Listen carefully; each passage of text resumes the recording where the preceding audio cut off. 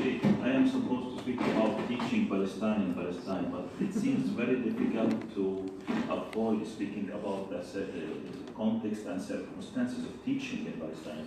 For example, when we are speaking about courses and things in the universities and what you know around the world about what is happening in Palestine, I think there are some details that nobody even cared to think about it. For example, when I came to Birzeit 2012, I found one of the most annoying things, that the university is closed by 4 to 5 o'clock. Library by 3, 4, it will be closed. Maybe you watched on TV a few months ago when the Israeli Arabites came and arrested one of the students. It was by the end of the day, so the university is almost empty. We thought 3 years ago that we need to extend the time, so we will meet until 7. This will help us a lot, not only giving a more vital campus, but also it's financially important for us. We can't. Why? Because our students are living in villages that are closed by gate. Even our colleagues are living in a village like Jaime, like Nabi Saleh, like other villages, where actually there is a soldier will close the gate of the village by the hour by 6 or 7 or 8. We go to Ramallah, we see Ramallah is fine, coffee shops and things, but we don't know what's really happening around us. So 1/3 of the Birzeit students in the 1980s used to come from Gaza. 1/3. Now we have less than 5 students. So now the people from Nablus will study in Najah.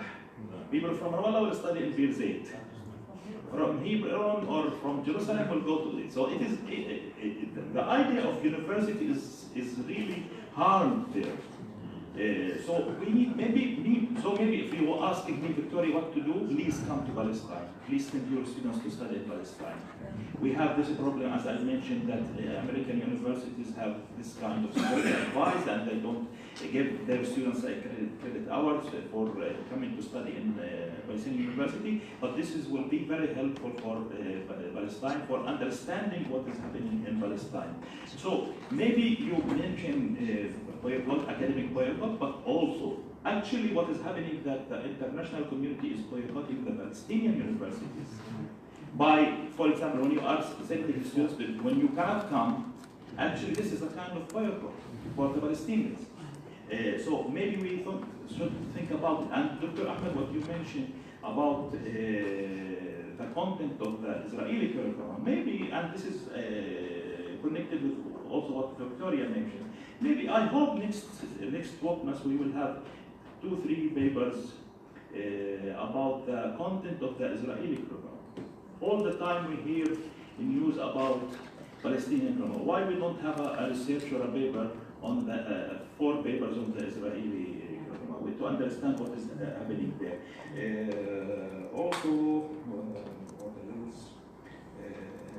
Dr. Maha, I agree with all of you mentioned, but actually we have a problem of professors leaving the campus, the university, to teach elsewhere, and it is not only financially.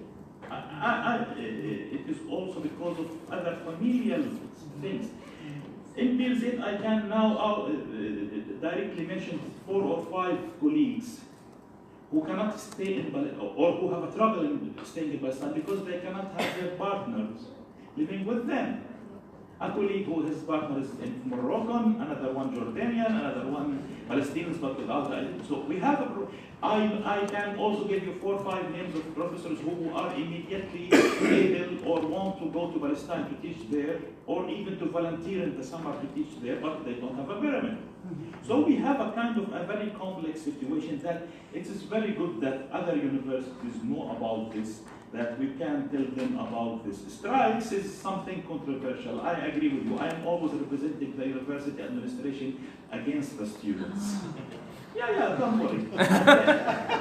And they are my best friends. Usually I take them into the TV interview in my car and they come back with me. We are, and they prevent me to go to the university in one day, and the second, in 2 weeks' time, if he is late in the lecture, I will not let him in. So we have this kind of a very friendly relation with the strikes in the university. And I don't have time, but I will tell you a very small story. 2013, there was a strike, and I was a member of a committee of 5 people in the university administration to counter the strike. Okay, so one of my colleagues told the university president, told the university president, look, there is a lot of problems among the students. Some of them want to open the university and some want to keep it closed. And this is a meeting of 5, it is not something public. The president of Birzeit said the following, look, I am against this strike, I think it's a mistake, but this is part of their training. There is 2 red lines we will not go to. Allow the security and the police to intervene in this strike. The second thing is to manipulate students and use their controversies among each other. This is part of how we teach them democracy, how we teach them public work. So this is something we are proud of in Birzeit, and maybe I hope it will be elsewhere. I agree with you, strikes sometimes it's distracting, and all of us are victims, administration, faculty, and the students for this. Because at the end of the day, the university has no income. So maybe we should think, or we have to campaign to persuade Arab countries to start finance Palestinian universities.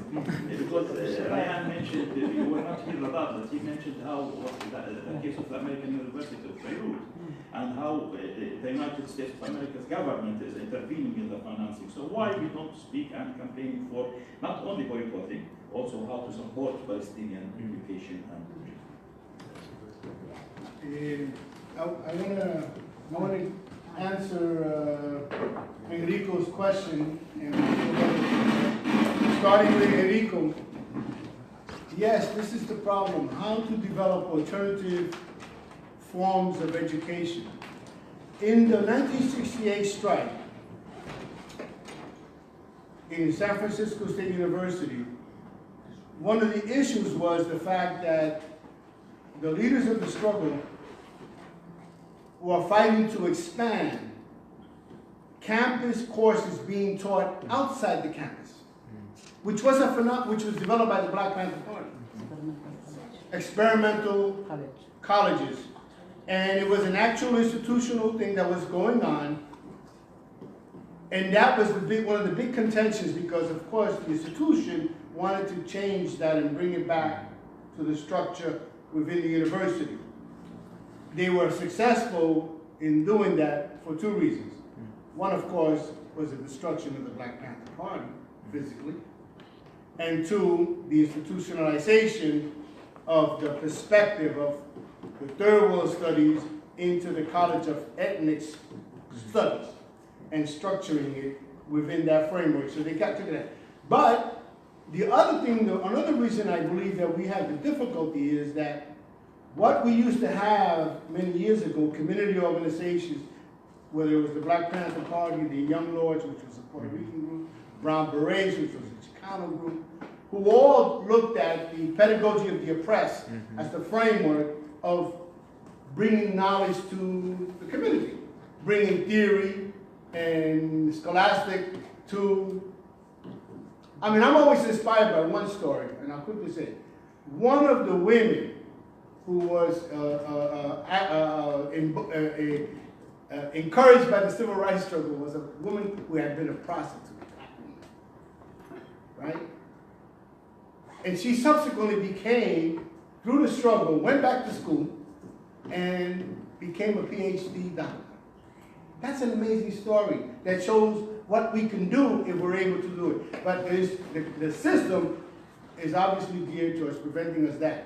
We have tried that in San Francisco. We did community education, a 6-week course with a number of the activists. We brought the college, Rabab's course, we brought it to a community center that's still independent. But those are fine.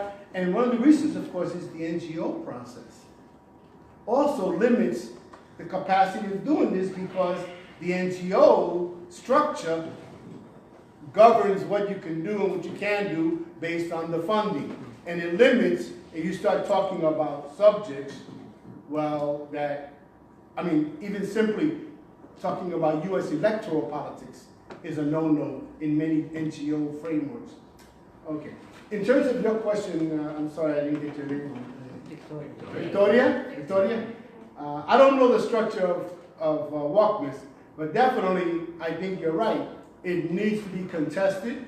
In the US, after many years, we finally broke the door in a number of the institutions of academy, whether it's the American the American Studies Association. We immediately got the Indigenous Association, the Chicano Studies, the Women, the National Women's, and we finally broke open. You know, one of the biggest hurdles we have in the U.S., of course, is the labor arena, for another conversation. But I think I don't know the structure of WOCMES, maybe other people can speak about it, but I think that we have to challenge this. This is absolutely absurd. It's too European colonial centered. No question about it, even with a little bit of, you know, so, and oh, in terms of the question of classes, I argue this. Because Oslo is dead, because the Israelis are no longer making any pretenses about a two-state solution, they have reverted back to pre-Oslo, suppressing any and all expressions of Palestinian identity, whether it's suppressing now and shooting anyone raising the flag, as they did before Oslo, and now they are challenging any and all classes, courses, or teaching of Palestine. In New York, in a Riverdale High School, which is a very famous liberal school, an incredible historic institution, multicultural, multi-ethnic, they have had a course on, similar to yours, the way you framed it, similar, you know, Palestine conflict, you know, of course, for over 30 years, all of a sudden, they forced that professor to resign because they were attacking his course. They also forced another teacher who questioned the Gaza shootings of the March, a young, obviously not tenured.